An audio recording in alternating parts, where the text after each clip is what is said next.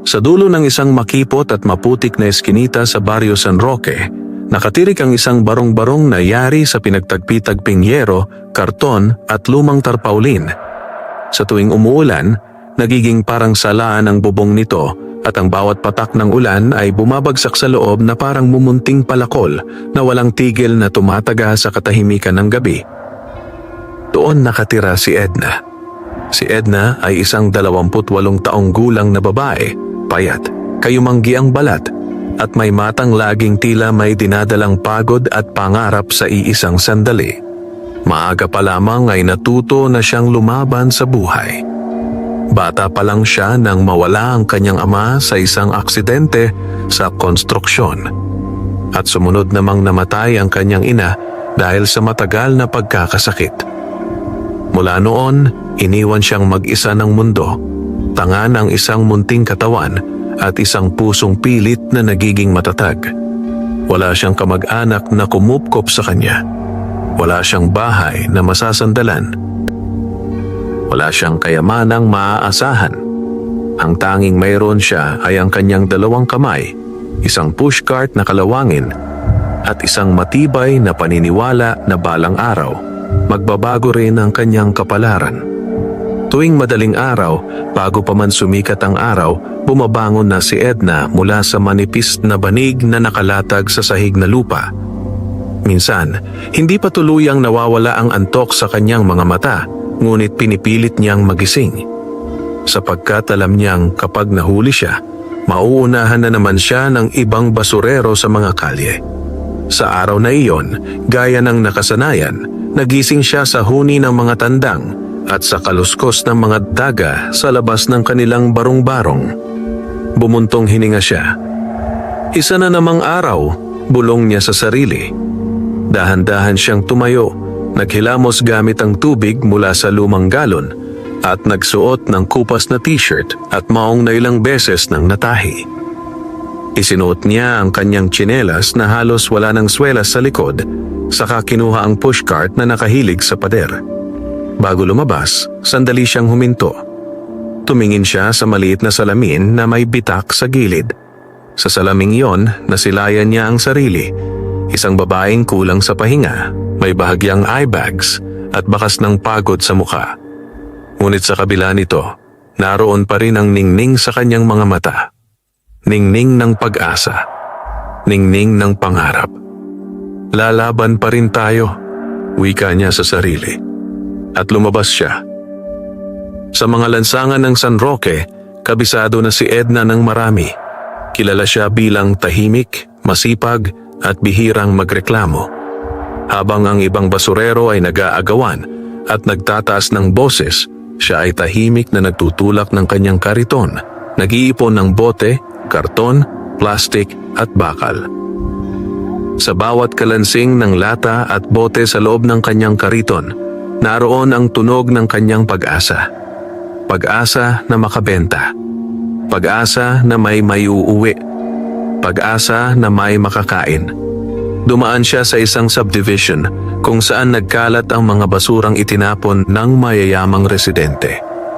Doon madalas siyang makahanap ng mga bote ng alak, kahon ng sapatos, at kung minsan mga lumang gamit na maaari pa niyang ayusin at ibenta. Habang yumuyuko siya upang pulutin ang isang plastik na bote, napatingin siya sa malaking bahay sa harap niya. Malinis. Tahimik. May hardin. May bakod. May ilaw. Gusto ko ring magkaroon ng ganyan balang araw, bulong niya. Hindi niya naiinggit ang mga nakatira roon. Sa halip, ginagawang inspirasyon na ang bawat magandang bahay na kanyang nakikita. Bandang 9:00 ng umaga, medyo mabigat na ang kanyang kariton. Napuno na ito ng bote, papel at bakal. Pawisan na siya. Nanlalagkit ang kanyang balat. Ngunit hindi siya tumitigil. Nagpatuloy siya sa paglalakad hanggang makarating siya sa isang lumang bakanteng lote sa gilid ng baryo. Matagal na itong pinabayaan at tinubuan na ng matataas na damo at punong ligaw. Ngunit para kay Edna, isa itong lugar na madalas niyang puntahan dahil marami roong itinatapong basura ng palihim. Tahimik ang lugar. Walang dumadaan. Tanging huni ng kuliglig at lagaslas ng hangin sa damuhan ang maririnig. Pumasok siya sa loob ng lote, hinila ang kanyang kariton at nagsimulang maghalukay. Isa-isang inangat niya ang mga supot ng basura. Pinaghiwa-hiwalay ang maaaring ibenta at ang wala ng silbi. Sa gitna ng kanyang paghahalungkat, may napansin siyang kumislap sa ilalim ng isang lumang karton. Isang maliit na sinag ng liwanag. Halos hindi mapansin. Ngunit sapat para mapukaw ang kanyang pansin. Huminto siya. Yumuko. Inalis ang karton. At doon niya nakita isang kwintas. Isang gintong kwintas. Manipis ang kadena ngunit kumikislap sa sinag ng araw. Mayroon itong maliit na palamuting hugis patak ng luha na may kakaibang disenyo. Hindi ito mukhang mumurahin. Hindi rin ito mukhang laruan. Ito ay mukhang totoo. Tunay na ginto. Napahinto ang hininga ni Edna. Nanlaki ang kanyang mga mata. Dahan-dahan niyang dinampot ang kwintas. Tila natatakot na baka bigla itong maglaho. Mainit-init ito sa kanyang palad. Waring may sariling buhay. Sa akin ba to? Bulong niya. Tumingin siya sa paligid. Walang tao. Walang nakamasid. Walang nakakita. Tanging siya at ang katahimikan ng lote. Kinagat niya ang kanyang labi. Sa buong buhay niya, hindi pa siya kailanman nakahawak ng ginto. Hindi pa siya nagkaroon ng kahit anong alahas. Hindi pa siya nakaranas ng mamahaling bagay. At ngayon, nasa kamay niya ang isang kwintas na maaaring magbago ng kanyang buhay. Nanginginig ang kanyang mga daliri. Baka may-ari nito, sabi niya sa sarili. Ngunit kasunod noon, may isa pang boses sa kanyang isip. Paano kung itinapon na? Paano kung wala nang babalik? Paano kung ito na ang pagkakataon mo? Napaupo siya sa lupa. Pinagmasdan ang kwintas. Kumikislap ito sa liwanag, tila may lihim na sinasabi. May kakaibang init siyang naramdaman sa dibdib. Isang pakiramdam na hindi niya maipaliwanag. Parang may bumubulong. Parang may humihila sa kanyang loob. Parang may naguutos na huwag niya itong bitawan. Bigla niyang inilapit ang kwintas sa kanyang tainga. Wala siyang narinig. Ngunit sa kanyang puso, may kakaibang tibok. Mas mabilis. Mas malakas. Mas buhay. Ibinulsa niya ang kwintas. Hindi niya alam kung bakit. Hindi niya pinag-isipan ng matagal. Para bang may puwersang gumabay sa kanyang kamay. Nagpatuloy siya sa pamumulot ng basura, ngunit hindi na siya makapag-focus. Paulit-ulit niyang iniisip ang kwintas. Ano kaya ang halaga nito? Magkano kaya ito sa sanglaan? Makakabili kaya siya ng disenteng bahay? Makakapag-aral kaya siya? Makakatulong kaya siya sa iba? O baka ito ay magdala ng kapahamakan? Hindi niya alam. Ngunit ramdam niyang may pagbabago nang nagsimula sa araw na iyon. Pagsapit ng hapon, umuwi na si Edna. Pagod, pawisan, gutom. Ngunit may kakaibang sigla sa kanyang dibdib. Pagdating sa kanyang barong-barong, agad niyang isinara ang pinto at inilapag ang kariton. Kinuha niya ang kwintas mula sa kanyang bulsa. Inilapag sa maliit na mesa na gawa sa kahoy. Tahimik niyang pinagmasdan. Mas lalo itong kumislap sa loob ng madilim na silid. Para bang may sariling liwanag. Hinawakan niya ito. At sa sandaling iyon, parang may dumaloy na init mula sa kanyang palad patungo sa kanyang buong katawan. Napapikit siya. Huminga ng malalim. May kakaibang pakiramdam na gumapang sa kanyang isipan. Parang may mga larawan. Parang may mga anino. Parang may mga lihim na nagbubukas. Ngunit agad din itong nawala. Napamulat siya.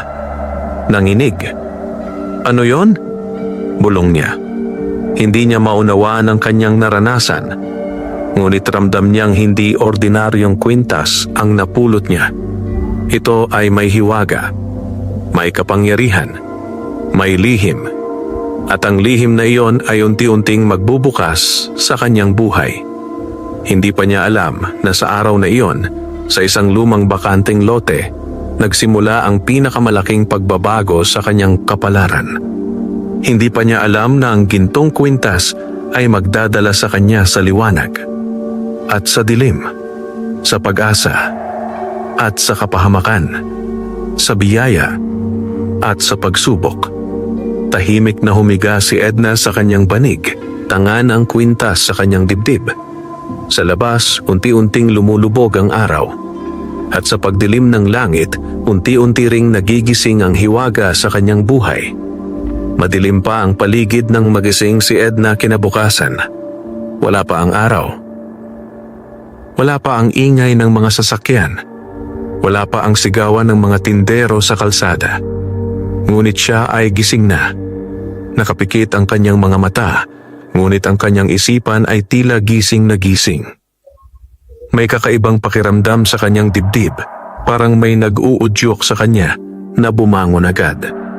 Dahan-dahan niyang idinilat ang kanyang mga mata at doon niya napansin. May liwanag, mahina, dilaw, parang munting kandila. Nagmumula ito sa ibabaw ng kanyang dibdib. Napatingin siya. Nakalagay roon ang gintong kwintas. Kumikislap, nagniningning, para bang may sariling buhay. Napabalikwas siya ng bangon. Agad niyang hinawakan ang kwintas. Mainit. Hindi masakit, ngunit ramdam. Parang may init na nagmumula sa loob nito. Nananaginip ba ako? Bulong niya. Kinuha niya ang salamin. Tiningnan ang sarili. Gising. Hindi panaginip. Totoo ang liwanag. Totoo ang init. Totoo ang hiwaga. Napaupo siya sa gilid ng kanyang banig. Pinagmasdan ang kwintas. Habang tumatagal, unti-unting humihina ang liwanag.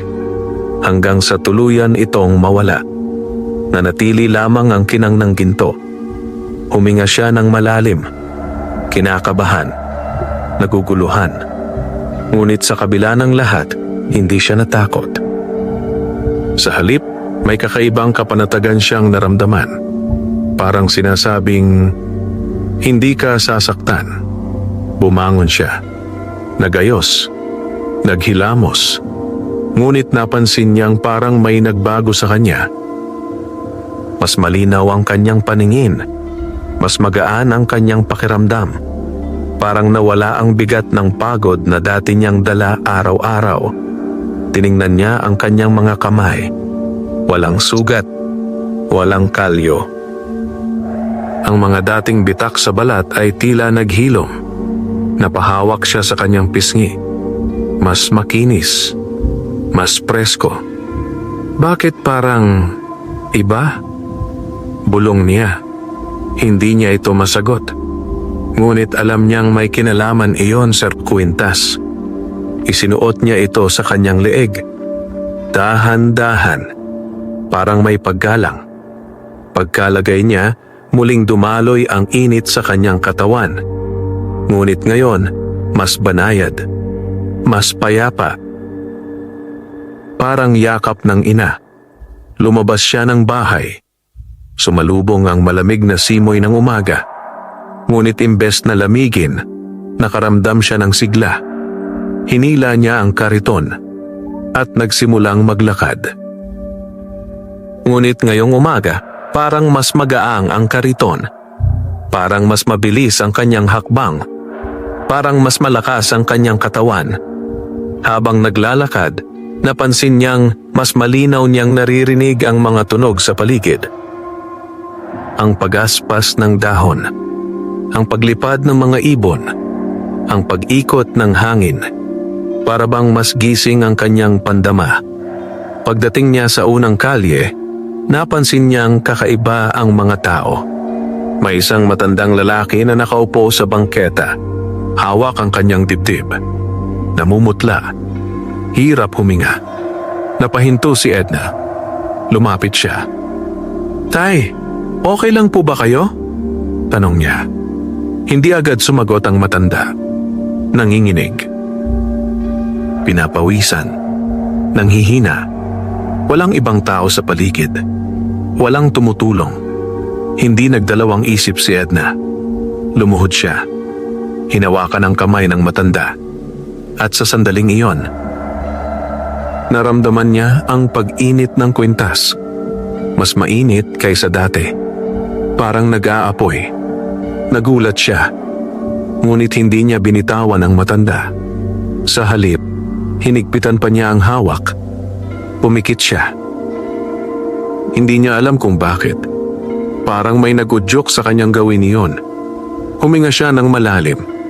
At sa kanyang isipan, tila may bumubulong. Ilipat mo. Ilipat ang lakas. Ilipat ang buhay. Hindi niya alam kung saan nanggaling ang mga salitang iyon. Ngunit sinunod niya. Sa kanyang puso, inisip niya ang kalusugan. Inisip niya ang lakas. Inisip niya ang buhay. At biglang, may dumaloy na init mula sa kanyang dibdib, pababa sa kanyang braso, papunta sa kamay ng matanda. Parang alon ng apoy at liwanag. Napasinghap si Edna. Ngunit hindi siya umatras. Ilang segundo ang lumipas. Unti-unting huminga ng maayos ang matanda. Nawala ang pamumutla.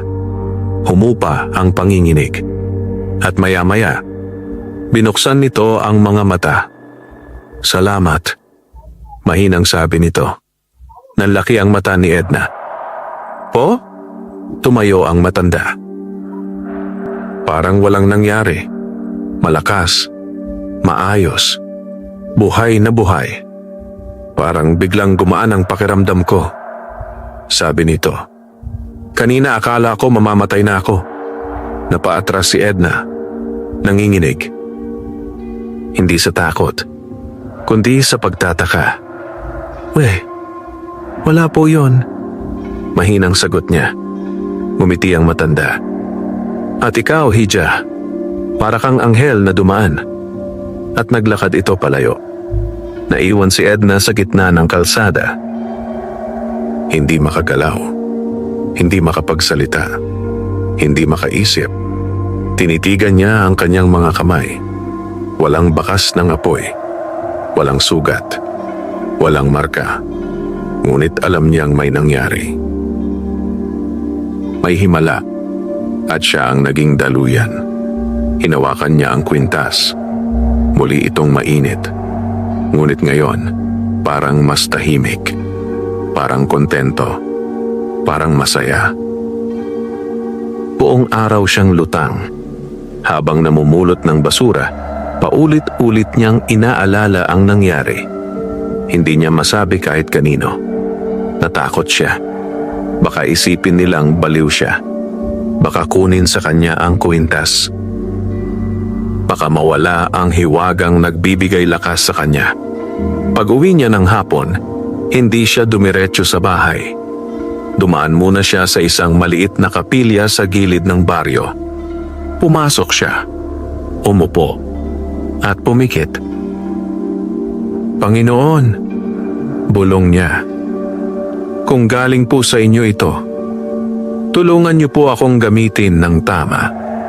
Tahimik ang kapilya, ngunit sa kanyang dibdib, nakaramdam siya ng gaan. Parang may sumagot. Hindi sa salita, kundi sa damdamin. Pagdating niya sa bahay, muli niyang inilapag ang kwintas sa mesa. Tinitigan niya ito ng matagal. Hindi ka pala basta alahas, sabi niya. May misyon ka, at kasama mo ako. Sa gabing iyon, bago siya matulog, muli niyang sinuot ang kwintas.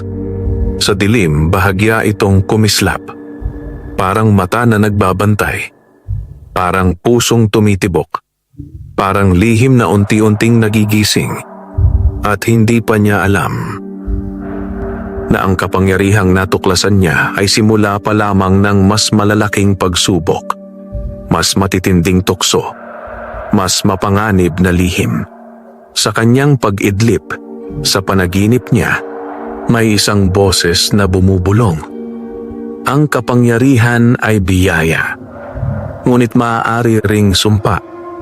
At sa pagmulad ng bagong araw, unti-unting hinahabi ang kapalaran ni Edna sa landas na hindi na niya matatakasan. Mabilis na kumalat ang balita sa Barrio San Roque. Hindi man ito isinulat sa dyaryo, hindi man ibinalita sa radyo. Ngunit sa mga tindahan, sa mga bangketa, sa mga umpukan ng tsismis, unti-unti itong gumapang na parang usok. May isang babaeng basurera raw na may basbas. May isang babaeng kayang magpagaling. May isang babaeng dinadaluyan ng himala. At ang pangalan niya, si Edna. Nagsimula ito sa matandang lalaking tinulungan niya. Kinabukasan, ikinuwento nito sa mga kapitbahay ang nangyari. Pinalabis, pinaganda, dinagdagan. Hinawakan lang ako ni Edna, biglang nawala ang sakit ko. Parang may dumaloy na kuryente. Para siyang banal. Hanggang sa ang simpleng kwento ay naging alamat. At ang alamat ay naging usap-usapan. Noong ikatlong araw matapos niyang makita ang unang himala, napansin ni Edna na may mga matang sumusunod sa kanya. Habang nagtutulak siya ng kariton, may mga taong napapatingin. May mga bumubulong. May mga nagtuturo. May mga napapahinto. Siya yata yon. Siya yung sinasabi nila. Yung may kapangyarihan. Pinipilit niyang huwag pansinin. Pinipilit niyang maging normal. Ngunit hindi na siya normal. At alam niya yon. Sa isang eskinita, may isang babaeng umiiyak. May yakap-yakap na bata. Nilalagnat. Namumula ang pisngi. Nanginginig. "Ma'am, tulungan niyo po kami." Napahinto si Edna. "Anong problema?" tanong niya. Sabi po nila, kaya niyo raw pong magpagaling. Nanlamig ang kanyang katawan. Kanino niyo po narinig yan? Sa palengke? Sa kapitbahay? Sa lahat po. Tinitigan niya ang bata. Mahina. Halos hindi na humihinga ng maayos. May bigat sa kanyang dibdib. Gusto niyang tumanggi. Natakot siya. Paano kung hindi gumana? Paano kung mas lumala? Paano kung siya ang masisi? Ngunit mas malakas ang awa kaysa takot. Lumuhod siya. Hinawakan ang noo ng bata. Muling uminit ang kwintas. Mas malakas ngayon. Parang apoy. Muling pumikit si Edna. Iniisip ang kagalingan. Iniisip ang buhay. Iniisip ang liwanag. At muli, dumadaloy ang init. Dumadaloy ang lakas. Ilang sandali ang lumipas.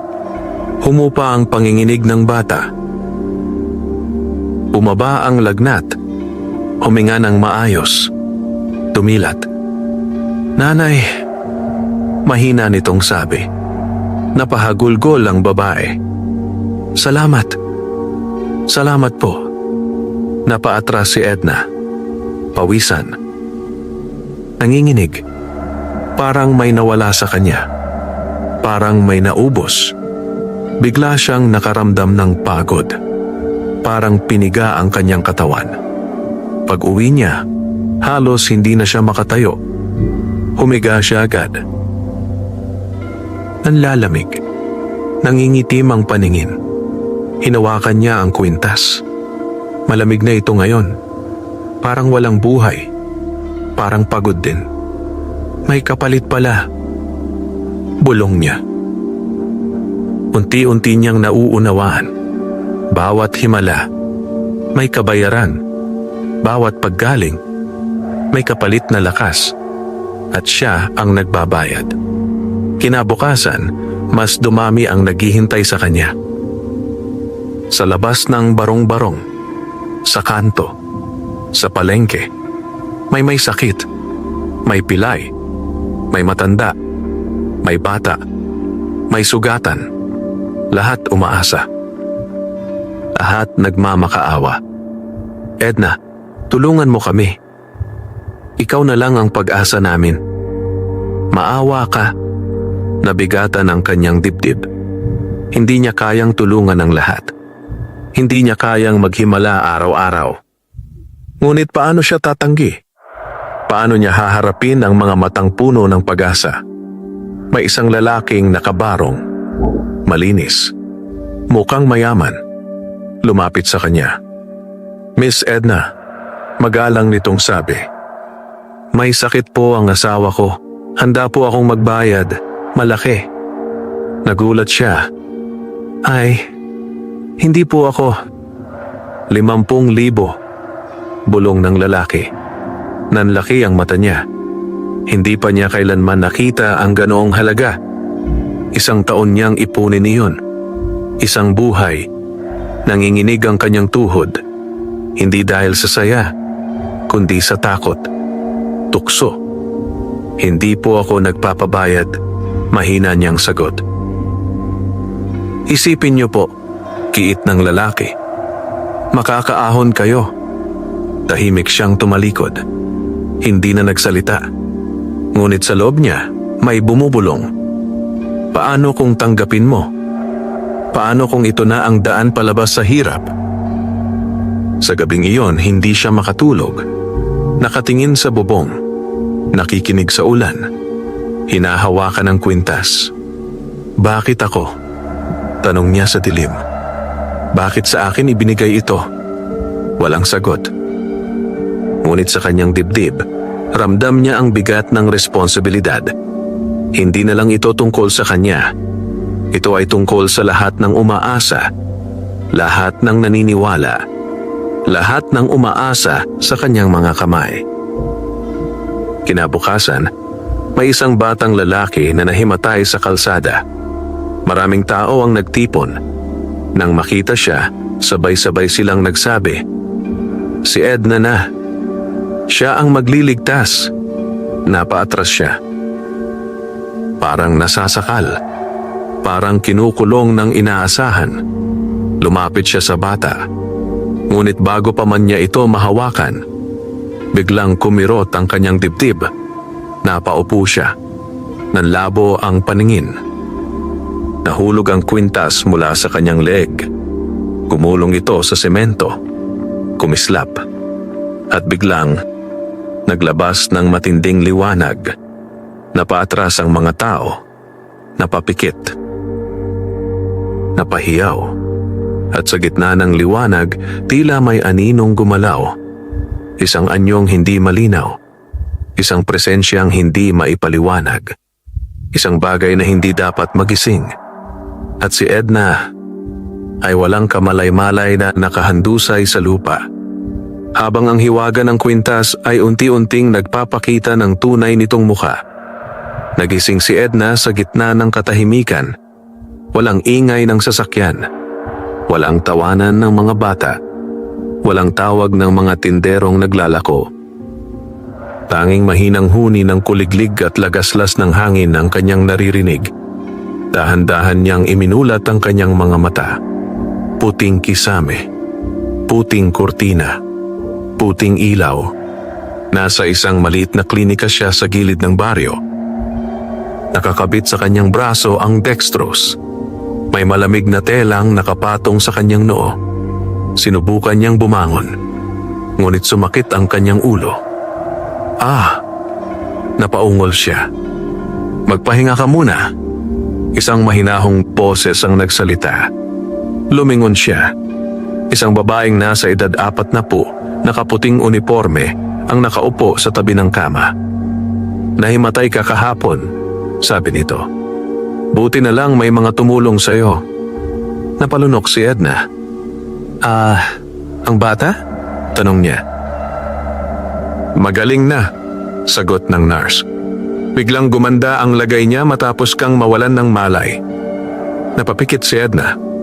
Muling sumagi sa kanyang isip ang matinding liwanag. Ang kakaibang anino. Ang init. Ang kirot. Nasaan po? Ang kwintas ko? Tanong niya. Ngumiti ang nurse. Nasa iyo pa rin. Itinuro nito ang maliit na mesa sa tabi ng kama. Naroon ang gintong kwintas. Tahimik. Walang liwanag. Parang ordinaryong alahas. Ngunit alam ni Edna, hindi ito ordinaryo. Pagkatapos ng ilang oras, pinayagan siyang umuwi. Mahina pa ang katawan niya. Ngunit pinilit niyang maglakad. Sa labas ng klinika, may ilang taong naghihintay. Nang makita siya, Edna! Salamat.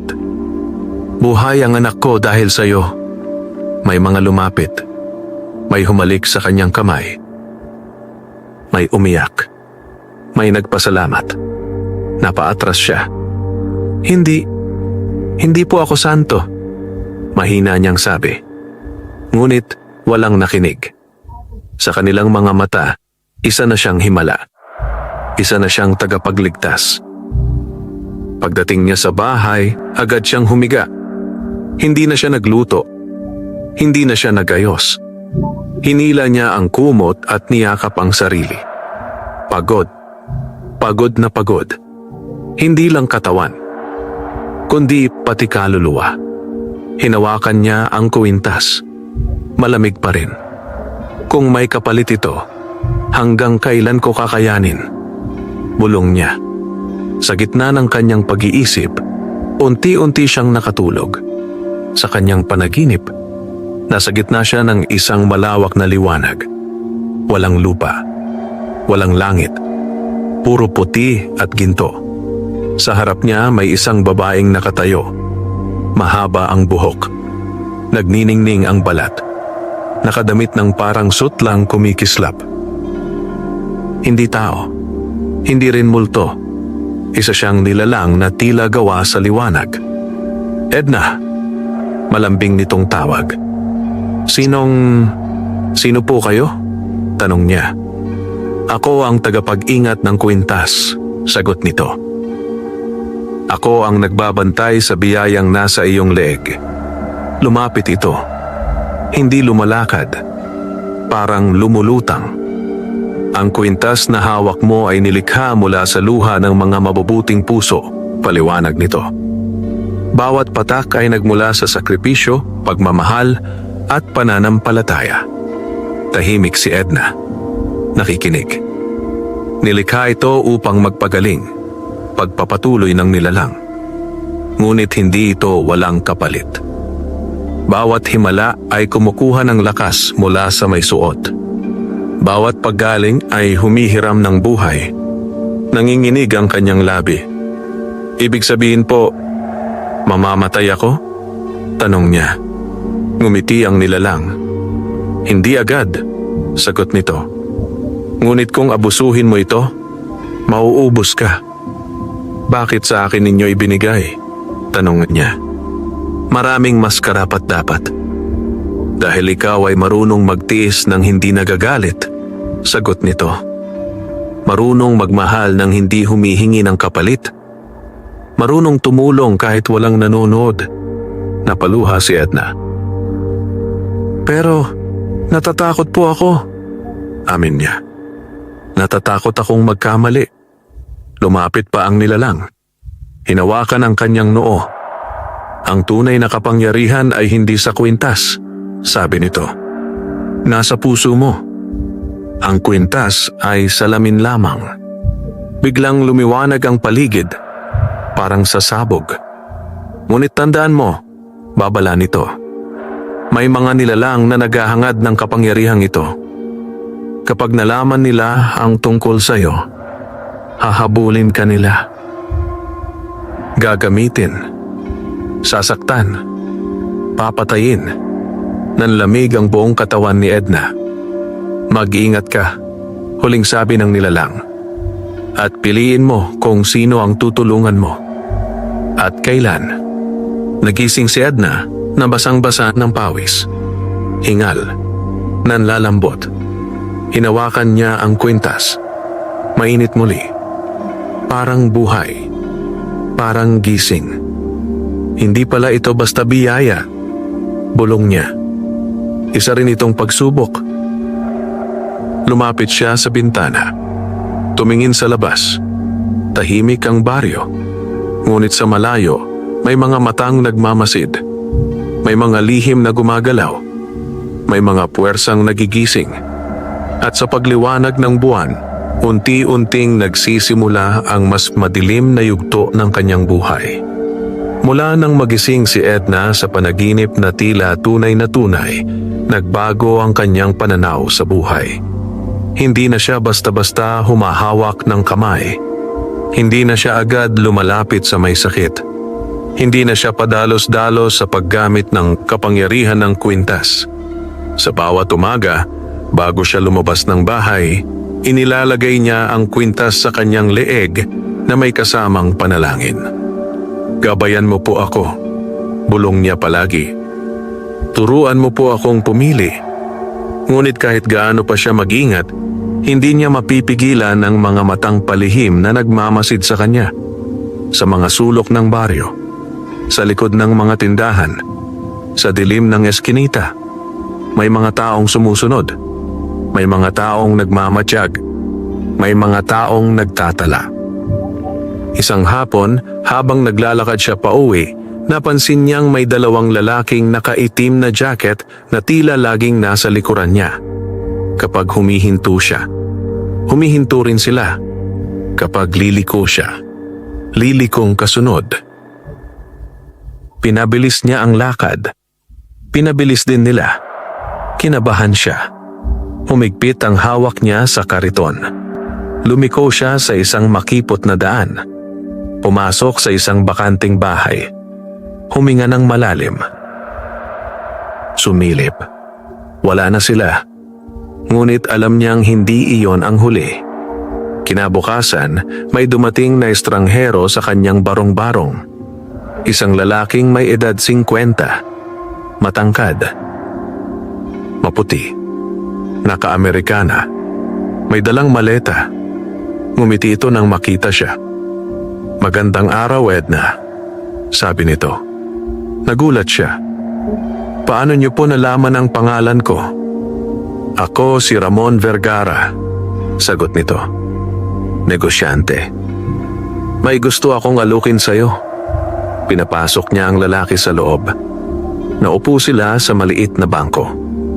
"Malamang alam mo na kung bakit ako narito," wika ni Ramon. "Ang kakayahan mo ay pambihira." Hindi siya sumagot. Tinitigan lang niya ang lalaki. "Pwede kitang tulungan." Pagpapatuloy nito. "Bahagiin natin ang biyaya.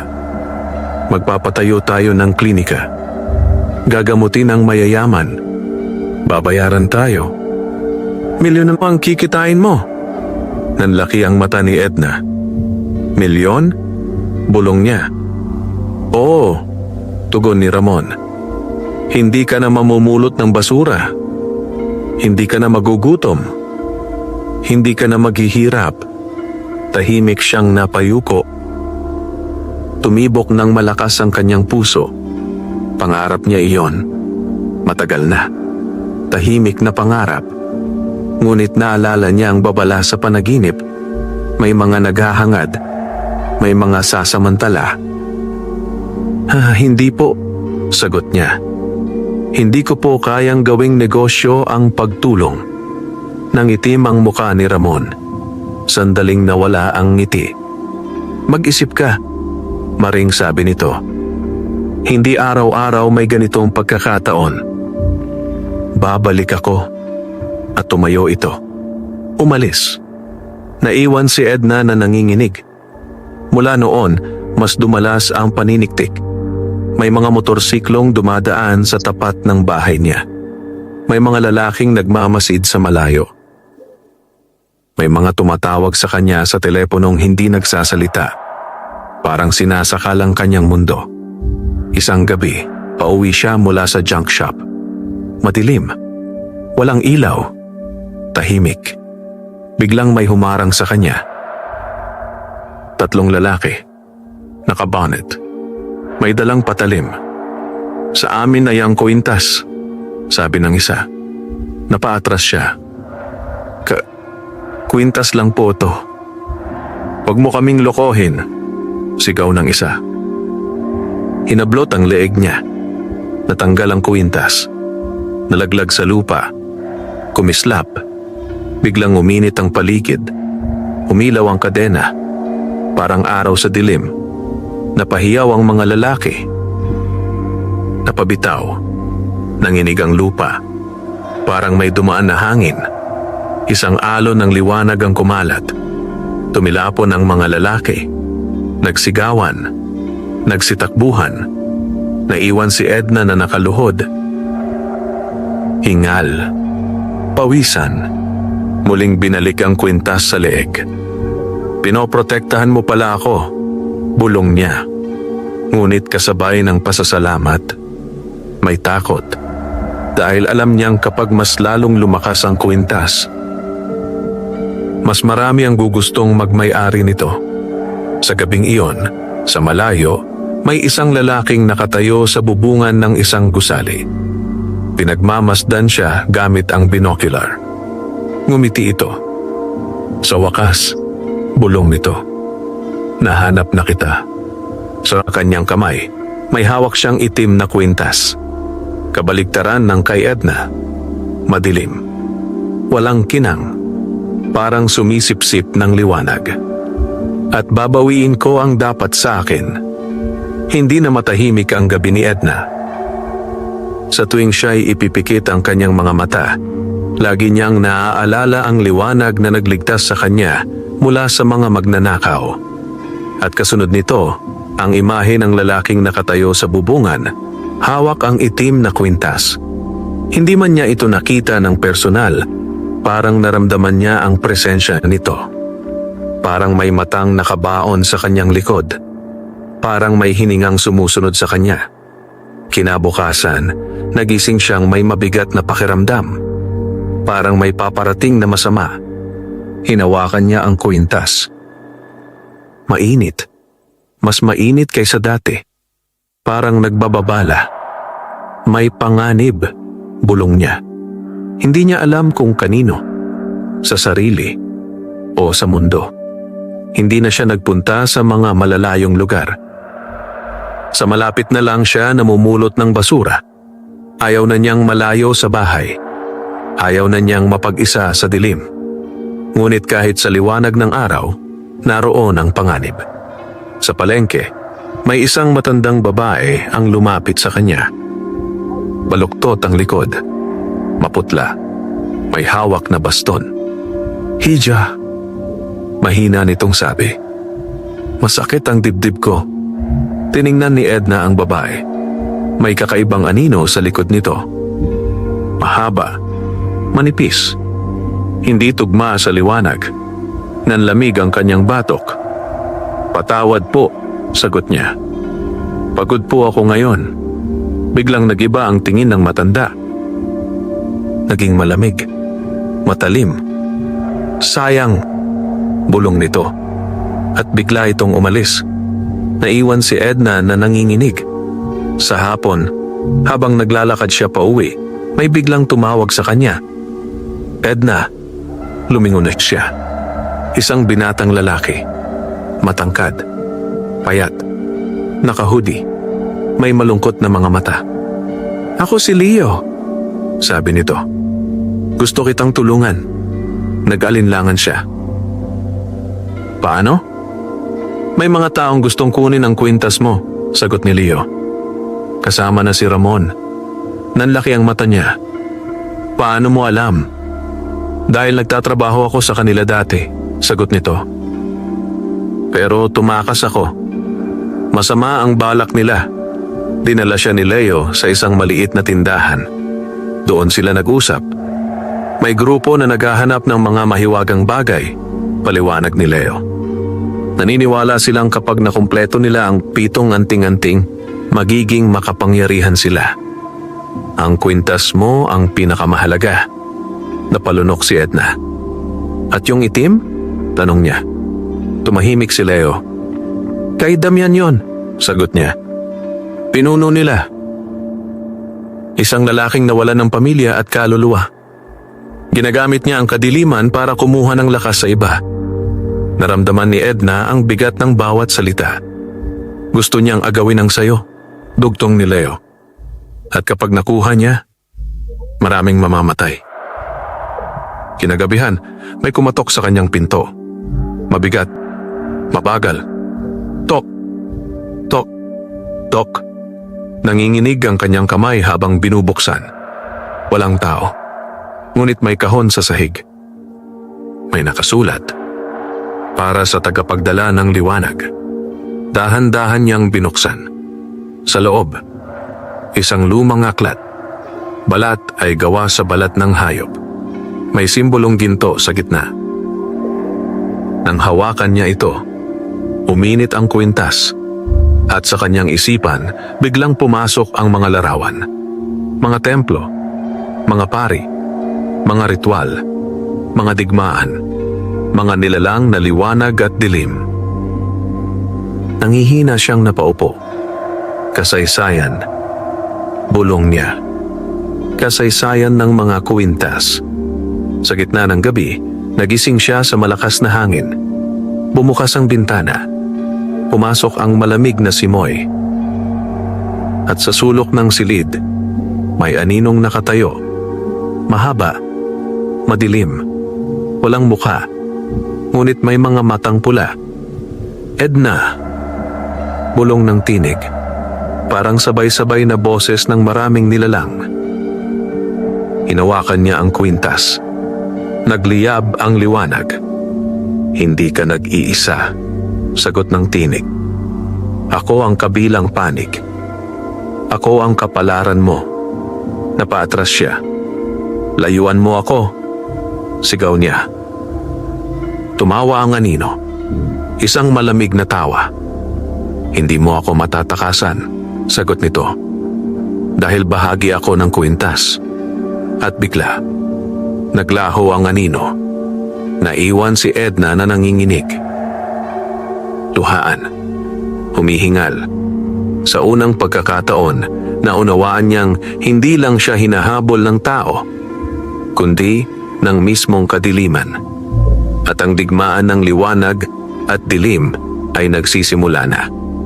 Mula nang magpakita ang anino sa kanyang silid, hindi na muling naging payapa ang isipan ni Edna. Sa bawat sulok ng kanyang bahay, pakiramdam niya ay may matang nagmamasid. Sa bawat paghinga, tila may kasabay siyang hindi nakikita. Sa bawat tibok ng kanyang puso, may kaakibat na takot. Ngunit kasabay ng takot, may unti-unting nabubuong tapang. Kinabukasan, maaga siyang nagising. Hindi dahil sa gutom, hindi dahil sa trabaho, kundi dahil sa isang malinaw na pasya. Hindi na siya pwedeng manatiling tahimik. Hindi na siya pwedeng magtago. Kung totoo ang sinabi ni Leo at nang nilalang sa kanyang panaginip, bahagi na siya ng isang digmaang hindi niya hiniling. Ngunit hindi na niya ito matatakasan. Hinawakan niya ang kwintas. Kung may laban, bulong niya, lalaban ako. Pinuntahan niya si Leo sa maliit na tindahan. Nandoon ito, nagwawalis sa harap. Nang makita siya, agad itong tumigil. Akala ko hindi ka na babalik, sabi nito. Kailangan ko ng tulong, tugon ni Edna. Tuturuan mo ako. Nanlaki ang mata ni Leo. Sigurado ka? Oo, matatag niyang sagot. Hindi ako tatakbo. Dinala siya ni Leo sa isang abandonadong simbahan sa labas ng baryo. Matagal na itong walang pari. Wasak ang bubong. May mga damong tumutubo sa loob. Ngunit ramdam ni Edna ang kakaibang enerhiya roon.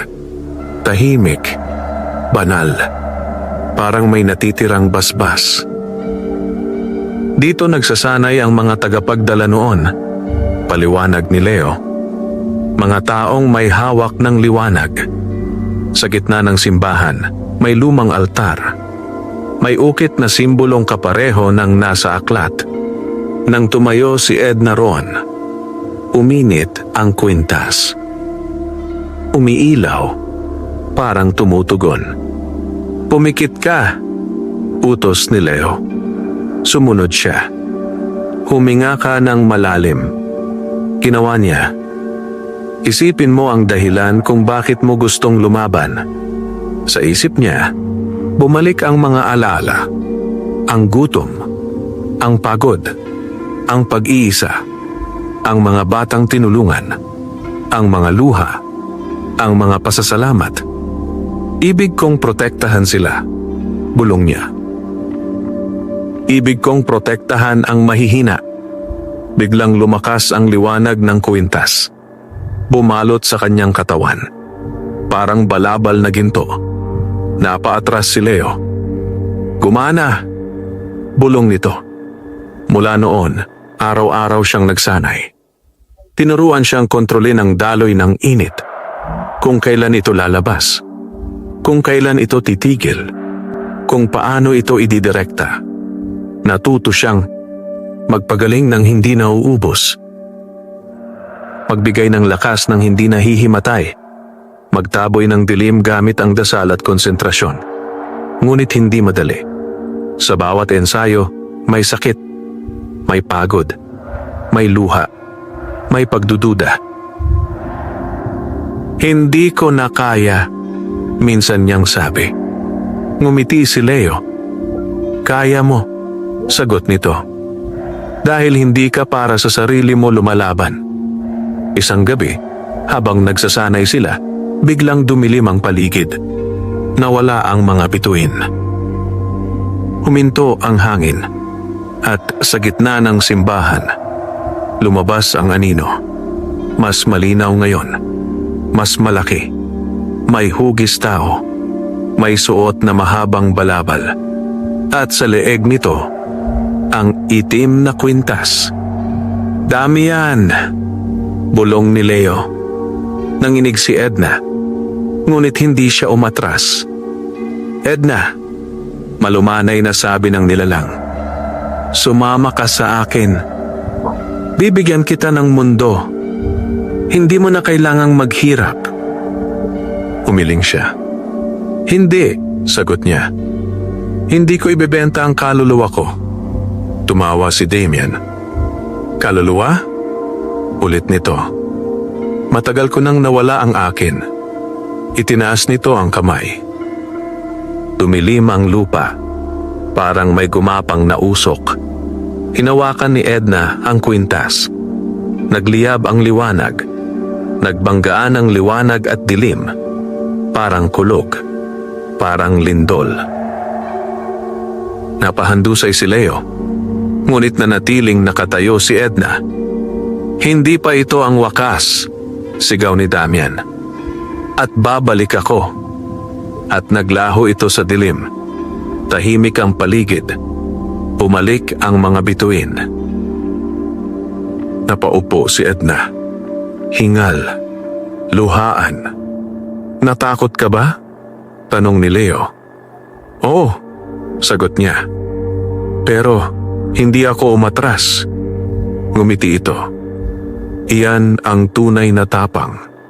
Sa gabing iyon, nakatingin si Edna sa langit. Hindi na siya ang dating basurera lamang. Isa na siyang tagapagdala ng liwanag. Isang tagapagtanggol. Isang mandirigma ng pag-asa. At alam niyang darating pa ang mas mabibigat na laban. Ngunit handa na siya. Matapos ang unang sagupaan nila ni Damian sa abandonadong simbahan, nagbago ang takbo ng buhay ni Edna. Hindi na lamang ito tungkol sa pagsasanay. Hindi na lamang ito tungkol sa kapangyarihan. Ito ay naging laban ng puso. Laban ng paniniwala. Laban ng pagkatao. Sa mga sumunod na araw, tila bumalik sa dati ang baryo. May tawanan sa kalsada. May sigawan sa palengke. May mga batang naglalaro. Ngunit si Edna lamang ang nakaalam. May nagbabantang dilim sa likod ng lahat ng ito. At unti-unti itong kumikilos. Isang umaga, habang namumulot siya ng basura malapit sa estero, may nakita siyang pamilyar na mukha. Si Aling Rosa, ang matandang babae na dati niyang tinulungan nung may sakit sa baga. Ngayon, nakaupo ito sa tabi ng kalsada. Umiiyak. namumutla. Halos hindi makahinga. Lumapit si Edna. "Nay Rosa, anong nangyari po?" tanong niya. Napatigil ang matanda. "Edna," mahina nitong sabi. "Biglang bumalik ang sakit ko." Nanginig ang dibdib ni Edna. Hinawakan niya ang kwintas. Mainit. Handang gumana. Ngunit naalala niya ang sinabi ng tagapag-ingat. Hindi lahat ay dapat agad tulungan. May hangganan ang lakas. May kapalit ang bawat himala. Nag-alinlangan siya. "May dinala na po ba kayong gamot?" tanong niya. Umiling ang matanda. "Wala na akong pambili." Napapikit si Edna. Sa isip niya, may dalawang tinig. "Pagalingin mo at mauubos ka. Hayaan mo at mamamatay siya." Nabiyak ang kanyang puso. Hindi niya kayang talikuran ng matanda. Lumuhod siya. Hinawakan ang kamay nito. At ito na naman, bulong niya. Tumadaloy ang init. Ngunit mas mabagal, mas kontrolado, mas maingat. Unti-unting bumuti ang paghinga ni Aling Rosa. Nawala ang pamumutla. Ngumiti ito. "Salamat, Hija." Ngunit si Edna, nang hina, napaupo. Nanlalabo ang paningin. Parang may hinigop sa kanyang loob. Pag-uwi niya, halos hindi na siya makatayo. Hiniga siya ni Leo sa banig. "Hindi ka na dapat basta-basta gumagawa niyan," sabi nito. "Pinipinsala mo ang sarili mo."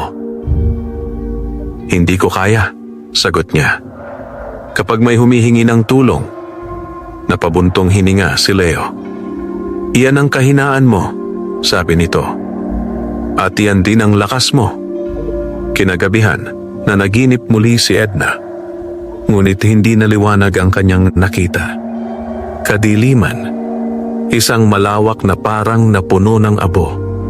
Sa gitna nito, may batang babae. Marumi, payat, umiiyak. Lumapit siya. "At sino ka?" tanong niya. "Ako ikaw," sagot ng bata. "Noong wala ka pang kwintas." Nanlaki ang mata ni Edna. "Ikaw ang batang nagugutom?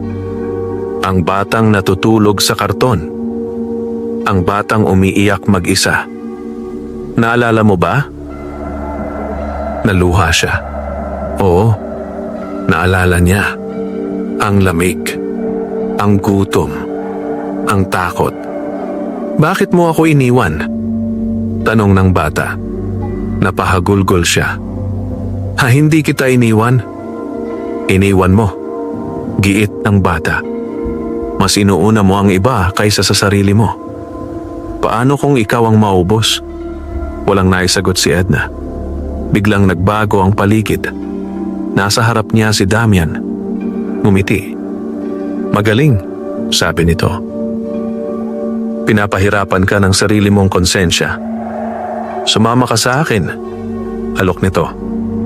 "Huwag ka nang magpakabayani. Unahin mo ang sarili mo." Naramdaman niya ang pagod sa kanyang katawan. Ang sakit. Ang panghihina. Ang tukso ay matamis. Madaling landas. Walang sakripisyo. "Pagod na ako," bulong niya. Lumapit si Damian. "Ibigay mo sa akin ang kwintas," sabi nito. "Aalagaan kita."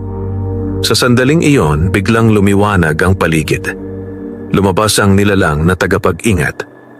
"Nasa pagpili mo ang lahat," sabi nito. "Hindi sa kapangyarihan, hindi sa takot, kundi sa puso." Tumingin si Edna sa kanyang mga kamay, sa kanyang dibdib, sa kanyang kwintas. Naalala niya kung bakit siya nagsimula. Hindi para yumaman, hindi para sumikat, kundi para magmahal. Umangat ang kanyang ulo. Hinding-hindi, matatag niyang sabi. "Hindi ko ipagpapalit ang puso ko." Napaatras si Damian. Naglaho ang dilim. Nagising si Edna na umiiyak, ngunit magaan ang pakiramdam. Parang may nabunot na tinik sa dibdib. Hinawakan niya ang kwintas. Hindi na ito mainit. Hindi na rin malamig. Sakto lang. Parang balanse. Kinabukasan, nagpasya siyang magbago. Tutulong pa rin siya. Ngunit aalagaan din ang sarili. Hihingi ng tulong sa doktor, sa gobyerno, sa simbahan. Hindi na siya mag-iisa. Hindi na siya magpapakaubos. At sa unang pagkakataon, naramdaman niyang hindi na siya basta tagapagdala ng liwanag. Isa na siyang babaeng marunong magmahal sa iba at sa sarili. Dumating ang mga araw na tila tahimik ang lahat.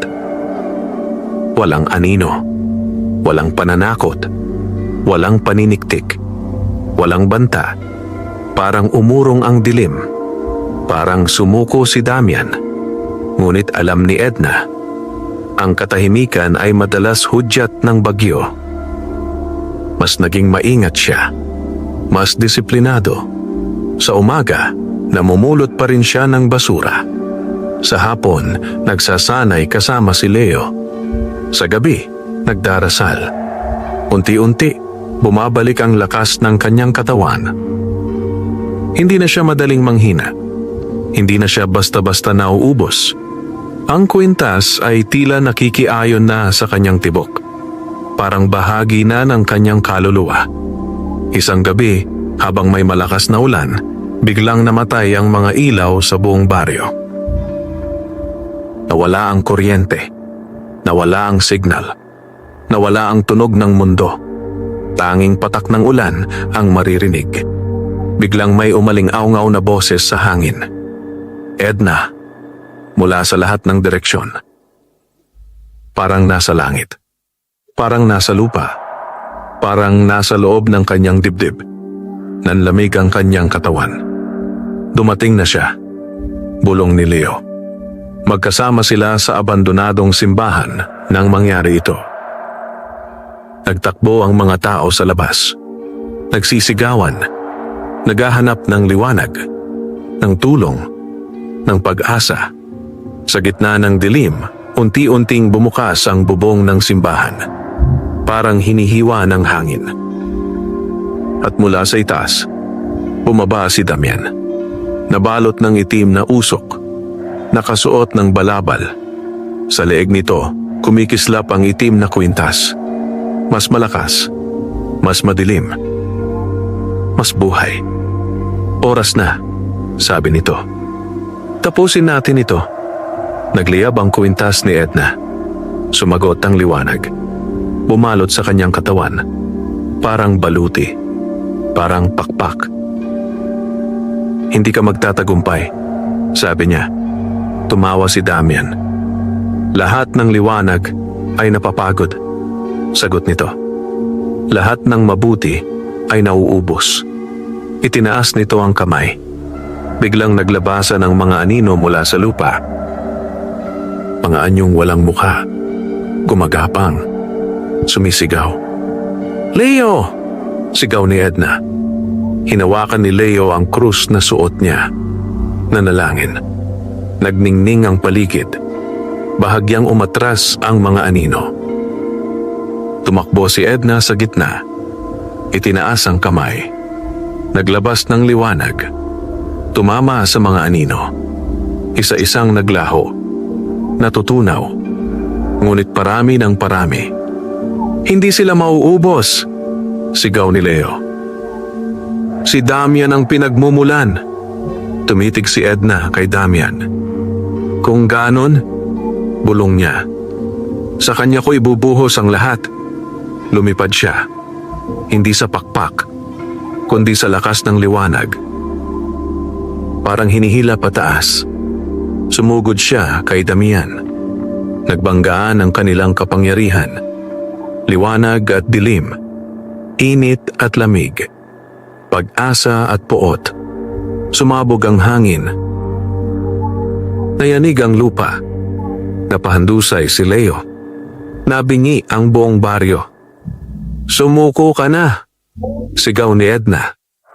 Huli na, sagot ni Damian. Ako na ang dilim. Wala ka nang magagawa.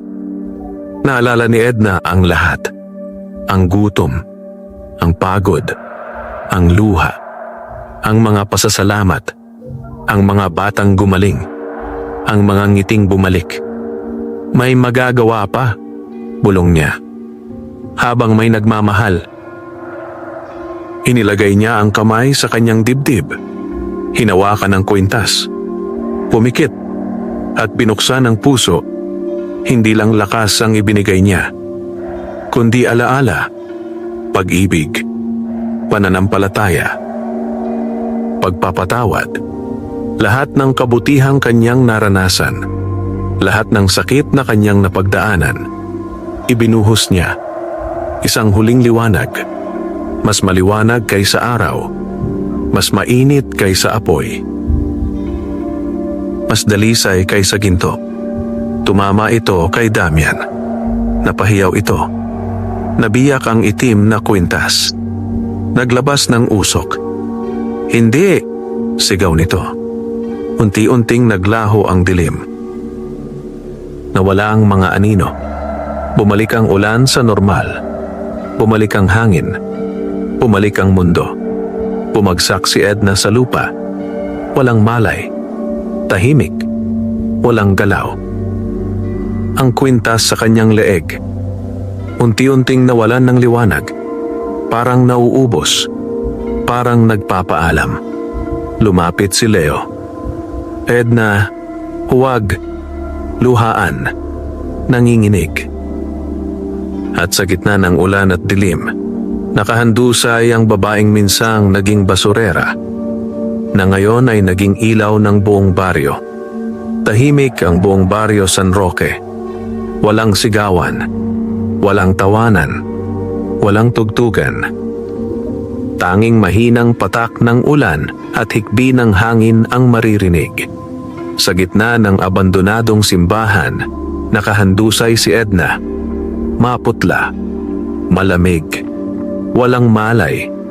Ang gintong kwintas sa kanyang leeg ay wala ng ningning.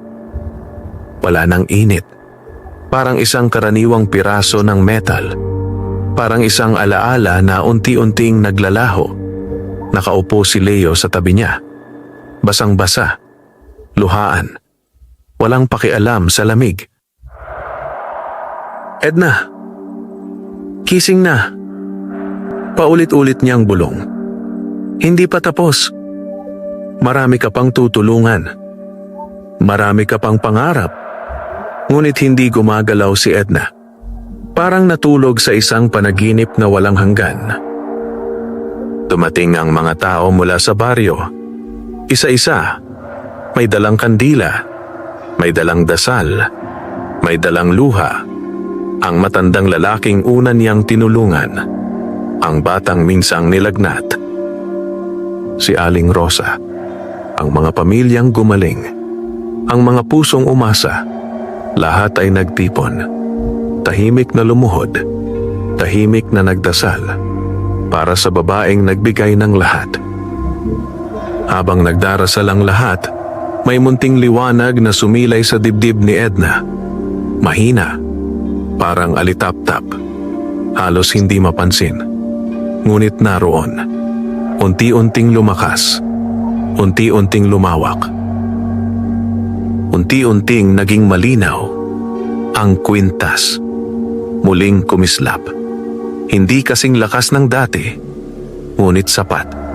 Sapat upang ipaalam. Hindi pa tapos ang lahat.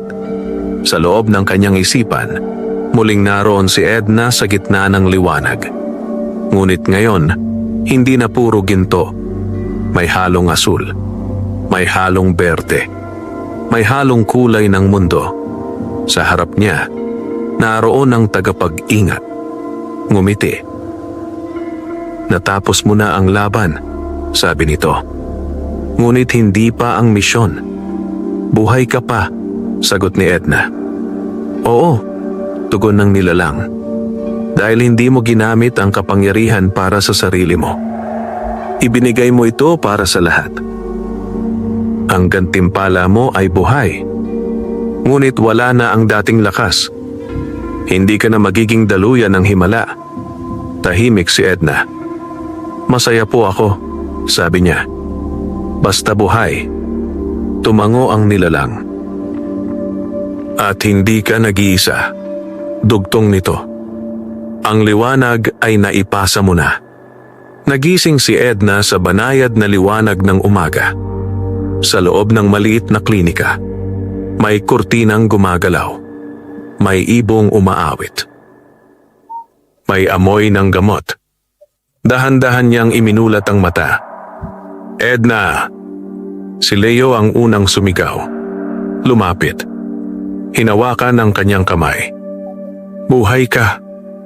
Ngumiti siya ng mahina. Pasensya na. Napagod lang. Biro niya. Napatawa si Leo sa gitna ng luha. Makalipas ang ilang linggo, bumalik sa normal ang baryo. May ilaw. May saya. May katahimikan. Ngunit hindi nakalimutan ang ginawa ni Edna. Hindi siya ginawang rebulto. Hindi siya ginawan ng monumento. Hindi siya ginawang alamat. Sa halip, ginaya siya. Nagkaroon ng maliit na klinika sa baryo. Pinamunuan ng mga volunteer. May libreng gamutan. May tulong mula sa simbahan at munisipyo. Si Edna, naging tagapamahala. Hindi na basurera. Hindi rin manghihimala. Isa na siyang tagapaglingkod. Tumutulong gamit ang sipag, puso, at talino. Ang kwintas ay nakatago na sa isang kahon. Hindi na kumikislap. Hindi na umiinit. Ngunit tuwing hinahawakan niya ito, naaalala niya ang dilim, ang liwanag, ang laban, ang pagmamahal. Isang hapon, habang nakaupo siya sa labas ng klinika, may batang lumapit. Ate Edna, tanong nito. Totoo po bang may kapangyarihan kayo dati? Ngumiti siya. Hindi, sagot niya. May puso lang ako. Napangiti ang bata at tumakbo palayo. Sa paglubog ng araw, tumingala si Edna sa langit. Tahimik, payapa. Walang takot, walang dilim. Sa kanyang dibdib, wala na ang mahiwagang init. Ngunit may mas matibay na bagay na nananatili. Tapang, pag-ibig, pag-asa, at pananampalataya. Ang tunay na liwanag ay hindi kailanman nagmumula sa kwintas, kundi sa pusong handang magsakripisyo para sa kapwa. At iyon ang liwanag na hindi kailanman mamamatay. Wakas.